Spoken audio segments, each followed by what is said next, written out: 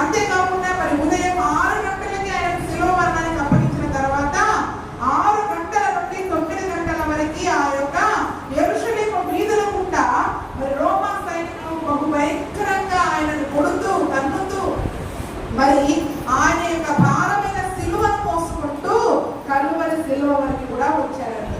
చాలా శ్రమలు పొందుకున్నారు. ఏంటంటే అందుకనే ఒక్క రోజులో మనం చెప్పుకోలేదు. 7 మాటలకే మనకి సరిపోదు. 7 మాటలకే మనకి ఈరోజు సరిపోతుంది. అందుకనే మన బ్రతుకు దినములన్నీ కూడా ఆయన సిలువను మరి మనము జ్ఞాపకం చేసుకోవాలి. ఆయన సిలువను ఎత్తుకొని మనం వెంబడించాలి. ఏమని చెప్పారు యేసు ప్రభుల వారు?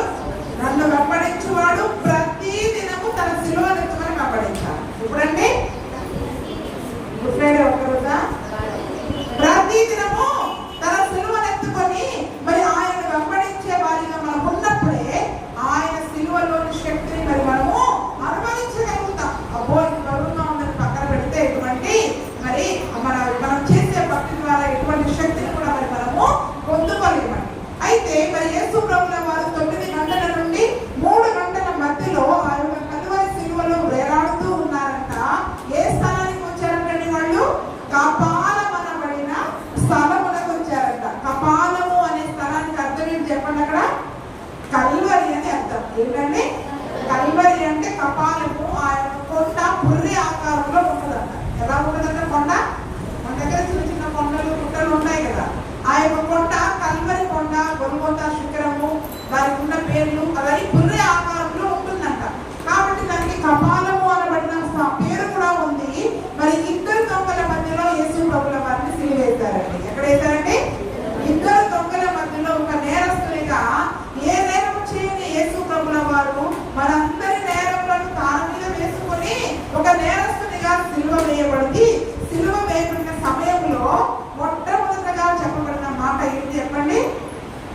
తండ్రి మీరేమి చేయించున్నారు, మీరు ఎరుగరు కనుక వీరిని క్షమించండి. ఏమంటే వాళ్ళకి అర్థమవుతుందా ఏం చేస్తున్నారు? అర్థం కావట్లేదా? అర్థం కాకుండా సిలువ తీశారా? అని యేసయ్య ఏమంటున్నారు చెప్పండి?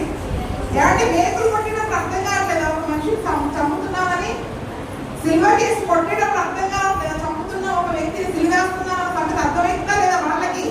వాళ్ళకి అర్థమవుతుంది. కానీ యేసు ప్రభువు వారు ఏమంటున్నారండి? వాళ్ళు ఏం చేస్తున్నారో వాళ్ళకి తెలియదు.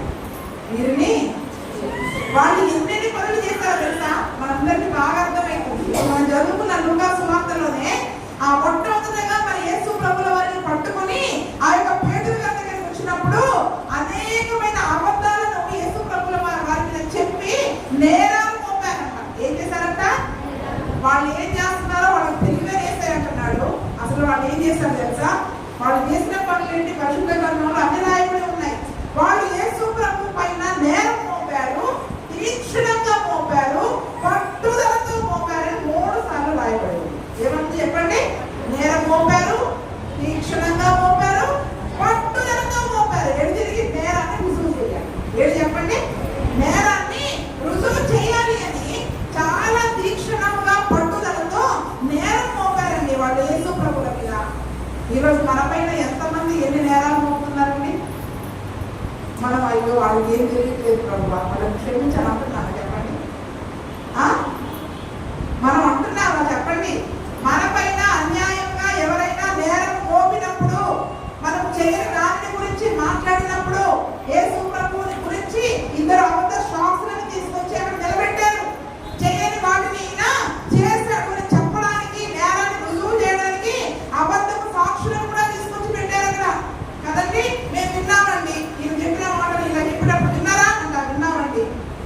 అసలు ఈయన చేయని మాటకి వాళ్ళు తీక్షణంగా నేరం మోపినప్పుడు, ఆ నేరాన్ని వాళ్ళు రుజువు చేయాలని పట్టుదలగా ఉన్నప్పుడు, మరి నిజంగా మన జీవితంలో అయితే అన్యాయంగా ఎవరైనా ఒక మాట అంటేనే మనం వారిని క్షమించాలి. నేను చేయని దాని గురించి ఇలా ఎందుకు మాట్లాడుతున్నాం అంటాం. మరి యేసు ప్రభు చేయని వాటి గురించి అనేక నేరాలను ఆయన మీద మోపుతుంటే యేసు ప్రభుల వారు ఏమన్నారంటే వాళ్ళు ఏం చేస్తున్నారో వాళ్ళకి అర్థం కావట్లేదు. వాళ్ళు ఏం చేస్తున్నారో వాళ్ళకి అర్థం కావట్లేదు. వాళ్ళు ఏం చేస్తున్నారో మీరు ఎరుగరు కనుక వీరిని మరి క్షమించమన్నారు. అసూయతో ద్వేషంతో మరి యేసు ప్రభుని సిలువకు వేశారు. యేసయ్యని అపహరించారు. యూదుల రాజు ఆయన ఎవరంట?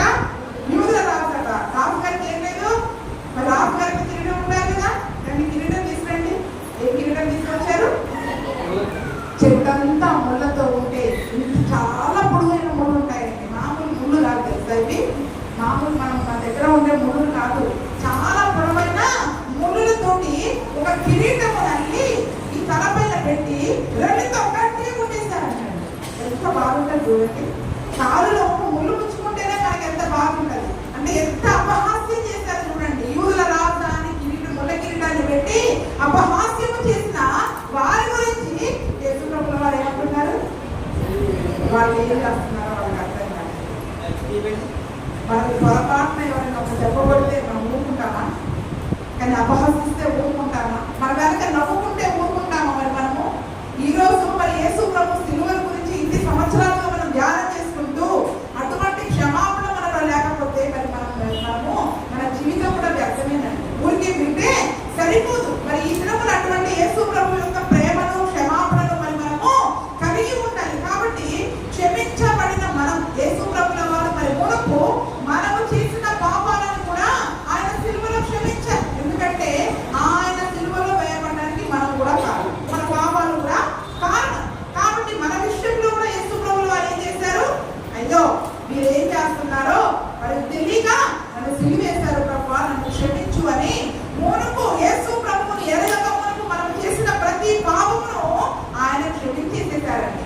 మరి ఇప్పుడు యేసు ప్రభువుని నమ్ముకున్నాక మనం క్షమించబడిన తరువాత మరి ఆయన చెప్పిన మాటలను బట్టి మరి మనము జీవించే వారముగా ఉన్న మనము ఇంకా పాపము చేయకూడదు. మళ్ళీ మళ్ళీ నేను పాపం చేసి నా క్రియల ద్వారా నా మాటల ద్వారా యేసు ప్రభువుని సిలువ వేయకూడదని తెలుసుకున్న మనము మళ్ళీ పాపం చేస్తే మళ్ళీ ఏం జరుగుతుంది చెప్పండి? మళ్ళీ మళ్ళీ మన క్రియల ద్వారా యేసు ప్రభువుని మనము సిలువేస్తా ఉన్నాం. అందుకనే సంఖ్యాకాండంలో చక్కని మాట ఉంటుంది. ఇప్పుడు మన క్రియల ద్వారా మనం చేసే ప్రతి పని ద్వారా మరి మళ్ళీ మళ్ళీ మనం పాపం చేసిన వారమైతే మన పరిస్థితి ఎలా ఉంటుందో చూడండి. ఒకసారి సంఖ్యాకాండం 15వ అధ్యాయము 30-31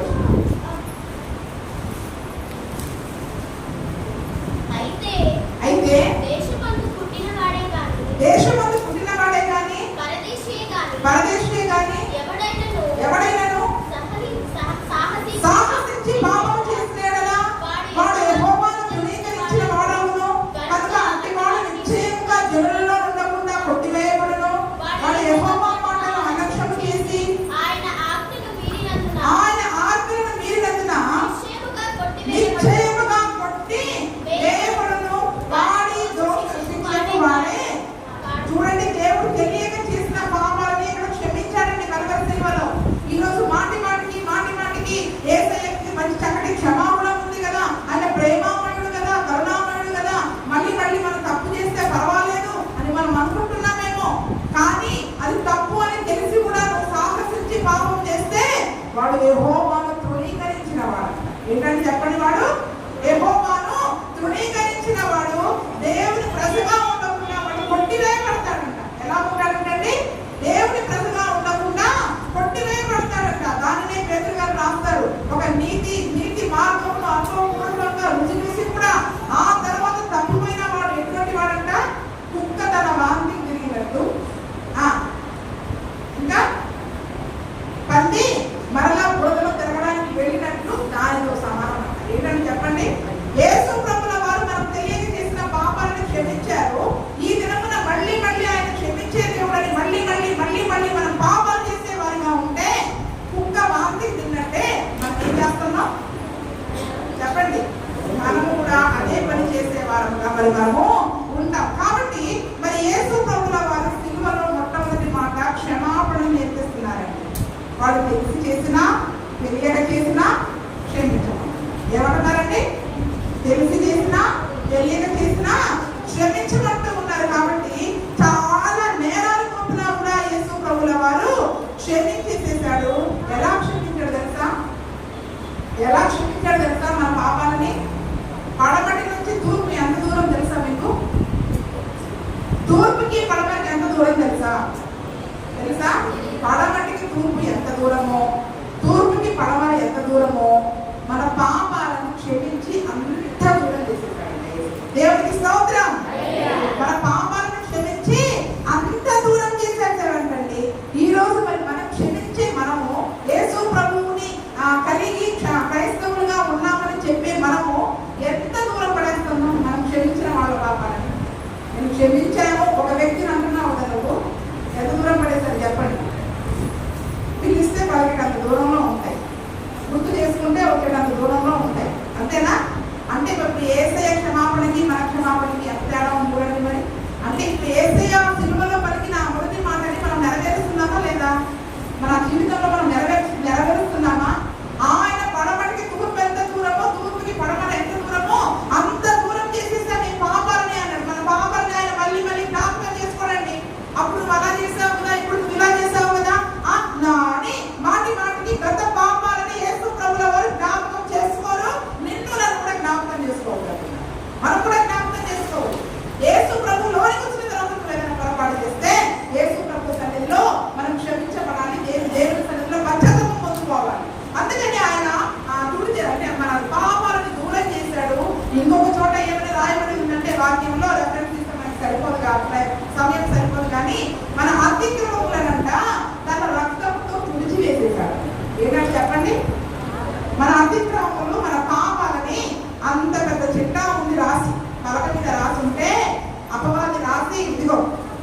చేసిన పాపాలు అని ఆ పాపాల లిస్టు యేసు ప్రభు దగ్గర పెడితే యేసయ్య ఏం చేశాడు తెలుసా? ఆయన రక్తంలో పోసి రక్తంతో పోసి ఏవి నా బిడ్డ పాపాలు ఏవి ఆ పాపాలను తుడిచేశాడు, నా రక్తంతో తుడిచివేసేశాడని చెప్పి మన పాపాలని మన అతిక్రమాలని యేసయ్య రక్తంతో తుడిచివేసేశాడు. అంటే ఈరోజు మనము కూడా మన విషయంలో ఎవరైనా మరి అటువంటి పొరపాట్లు మన జీవితంలో చేసినప్పుడు మనం కూడా ఏం చేయాలి చెప్పండి? తుడిచి వేసేటట్టుగా క్షమించాలి. అవునా? తుడిచి వేయబడింది మళ్ళీ కనపడుతుందా అండి? మళ్ళీ కనపడుతుందా? మళ్ళీ మన నోట్లో మొత్తం ఉంటాయి, పలానా అలా చేశారు, ఆ మాట అన్నారు, ఈ మాట అన్నారు, వస్తాయా? అంటే మరి యేసు ప్రభు క్షమాపణని మనం కలిగి ఉంటారు. మనం నీతి తగ్గట్టుగా మనం క్షమిస్తున్నాం. మనుష్య నీతి, సొంత నీతి, మన స్వనీతిని బట్టి మనం క్షమిస్తున్నాం కాబట్టి, కానీ యేసు ప్రభు యొక్క ప్రేమని క్షమాపణని మాత్రం మనం కలిగి ఉండటం లేదు. మనకు నచ్చినట్టు మనం క్షమించుకుంటున్నాం. అవసరమైనప్పుడు మళ్ళీ ఆ పాపాలను రేపి, ఆ సంగతులను రేపి, మాటి మాటికి వారు చేసిన వాటిని మనం రేపుతాం. కానీ యేసు ప్రభుల వారు ఒకసారి క్షమించి వేశాక మళ్ళీ వాటిని మనకి ఆ యొక్క పాపాలను మళ్ళీ మనకి జ్ఞాపకం చేయడం, తుడిచి వేసేస్తాడు. అపవాదం రేపినా కూడా వాడు తిరిగి రాకుండా వాటిని మరి తుడిచి వేసే వ్యక్తిగా యేసు ప్రభుల వారు ఉన్నారంట. ఇంకొక మాట చదవండి, లూకాసు వార్త 6:30. లూకాసు వార్త 6:30.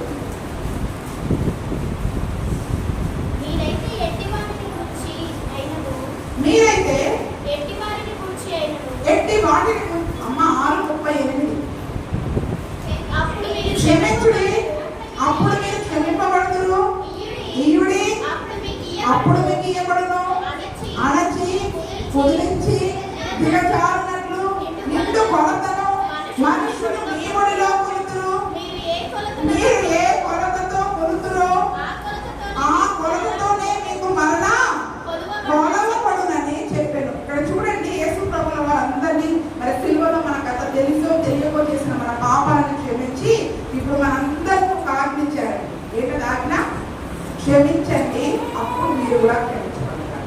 నేను కలువరి సిలువలో ఏ రీతిగా అయితే వారిని క్షమించానో మీరు కూడా ఒకరినొకరు క్షమించండి. మీరు క్షమిస్తేనే మీ పాపాలు క్షమించబడతాయి. మీరు ఒకరిని క్షమించకుండా యేసు ప్రభు దగ్గరకు వచ్చి ప్రభువా నా పాపాలు క్షమించమంటే యేసయ్య మనల్ని క్షమించారు. మీరు ఒక్కొక్కడ క్షమించి వస్తేనే నేను మీ పాపాలను క్షమిస్తానని చెప్తా ఉన్నాడు. మీరు ఇవ్వండి, అప్పుడే మళ్ళీ మీకు ఇవ్వబడుతుంది. మనం ఎవరికి చేయి చాచి ఎవరికి సహాయం చేయకుండా మన గుప్పిలని ఎవరికి ఇవ్వకుండా యేసయ్య దగ్గరకు వచ్చి అయ్యా నీ గుప్పిలి విప్పి నాకు సహాయం దయచేయంటే యేసు ప్రభువు వారు చేయరండి. ఏదైనా మొదటగా మనం చెయ్యాలి, చేసినప్పుడే యేసు ప్రభు ద్వారా మరి మనము పొందుకుంటాం. ఇంకొక మాట ఏమంటున్నారు? అణచి కుదిరించి దిగజారినట్లు నిండు కొలతను మనుషులు మీ ఒడిలో కొలుతురు. మీరు ఏ కొలతతో కొలుతురో ఆ కొలతతోనే మీకు మరణ కొలవబడును. మనం ఏ కొలతతో ఒక మనిషిని క్షమిస్తామో దేవుడు కూడా మనల్ని అదే కొలతతో క్షమిస్తాడండి. నువ్వు ఏ కొలతతో ఒక మనిషిని ప్రేమిస్తావో దేవుడు అదే కొలతతో నిన్ను ప్రేమిస్తాడు. అంటే మనం ఒక మనుషుల పట్ల హెచ్చు తప్పులని కొలతలని పెట్టుకొని మనం ఎంతగా అయితే వారిని కొలుచుకొని మనము వారి పట్ల మనం బ్రతుకుతూ ఉంటామో చేస్తూ ఉంటామో వారి 100 పాపాలు చేశారండి, అన్ని క్షమిస్తారని ఆ పాపాన్ని మాత్రం నేను క్షమించాను. ఆ మాటలు మాత్రం నేను క్షమించలేదు. వీళ్ళు పక్కన ఉంచుకొని సగం కొరతలు వారిని క్షమించామనుకో, మనం యేసు ప్రభు దగ్గరకు వచ్చినప్పుడు కూడా మనం ఎలా క్షమించబడతాం చెప్పండి? అక్కడ 2 మిగిలితే ఇక్కడ కూడా దేవుడు 2 ఉంచుతాడు. అర్థమవుతుందా మీ అందరికీ? అర్థమవుతుందా మీ అందరికీ? నువ్వు అక్కడ సగం గ్లాసే ఇచ్చావనుకో, యేసయ్య కూడా నీకు సగం గ్లాసే ఇస్తాడు. అక్కడ నిండు కొలతతో వారిని క్షమించి వారికి ఇచ్చామనుకో, ఇక్కడ యేసు ప్రభు కూడా వారు కూడా నిండు కొలతతో కొలచి నిన్నైన క్షమాపణ దయచేస్తాడండి. ఈరోజు మనం ప్రతి వారిని క్షమించలేకపోతున్నాం కాబట్టి దేవుని సన్నిధిలో చాలా వాటికి మనం క్షమాపణ పొందుకోలేకపోతున్నాము. అందుకనే పరలోక ప్రార్థనలో కూడా యేసు ప్రభుల వారు ఏమని చెప్పారు? చక్కటి ప్రార్థనలో ఏమని నేర్పించారు? మేము మా రుణస్తులను క్షమించిన ప్రకారము అయా మా రుణములను నీవు క్షమించి మా అపరాధాలను క్షమించి, మేము క్షమించిన ప్రకారమే ఉంటుంది. మేము ఎంత క్షమించామో అంతే క్షమించు. ఇప్పుడు ప్రార్థన కూడా అంతే క్షమించారు. మేము ఇక్కడ సగమే క్షమించి కొన్ని వాటికి మేము క్షమించకుండా నువ్వు మాత్రం నన్ను చాలా క్షమించాలి, అన్ని క్షమించేయాలి, చక్కగా దీవెనలు ఇవ్వాలంటే కుదరదు. అది కుదరదు. మేము ఎలా క్షమిస్తున్నామో నువ్వు కూడా మమ్మల్ని అలాగే క్షమించు అని ఆయన పరలోక ప్రార్థనలో కూడా నేర్పారు. ఇప్పుడు పూర్తిగా అందరినీ క్షమించామనుకోండి, యేసు ప్రభు వారిలో మనం ఏమంటే క్షమాపణ పొందుకుంటాం? నిండైన క్షమాపణ, నిండు కొలతతో మరి మనం క్షమాపణను పొందుకొని ఆ యొక్క యేసు ప్రభు యొక్క క్షమాపణను మరి మనం పొందుకునే వారు ఉంటాం. చూడండి, ఎంత అవమానపరిచిన, అపహసించిన వారిని, దూషించిన వారిని, నేరాలు మోపిన వారిని, సిలువకు వేసిన వారిని అందరినీ యేసు ప్రభు వారు క్షమించాడండి. కాబట్టి ఈ దినమున మరి చూడండి, ఈ దినమున చాలా మంది సేవకులు చనిపోతున్నప్పుడు ఆ సేవకుల యొక్క భార్యను కూడా ఎవరు కలిగిస్తా ఉన్నారు? నా యేసయ్యనే సిలువలో క్షమించమని చెప్పాడు. కాబట్టి వారు నేను క్షమించి విడిచిపెట్టేశాను, నేను వారికి ఏ శిక్ష వేయను అని చాలా మంది మరి సేవకుల యొక్క భార్యను కూడా చెప్తా ఉన్నారు. అంటే చూడండి, వారు శిక్ష పడాలని, చేసిన పాపానికి తగిన ప్రతిఫలం వారు పొందుకోవాలని ఆశపడడం లేదు. కానీ లోకంలో యేసయ్య ఏ క్షమాపణ మనకు నేర్పించారో అదే క్షమాపణ రెండు కొలతతో మరి మనము కొలిచి జీవించినట్లయితే మనము కూడా ప్రభువు దగ్గర అదే క్షమాపణ మరి మనం పొందుకుంటాం.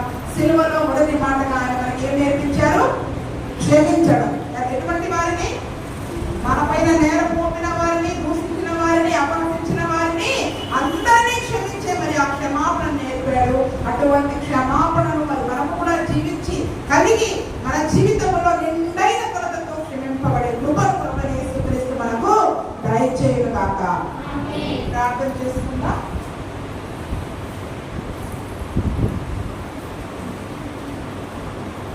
ఈ మాటకు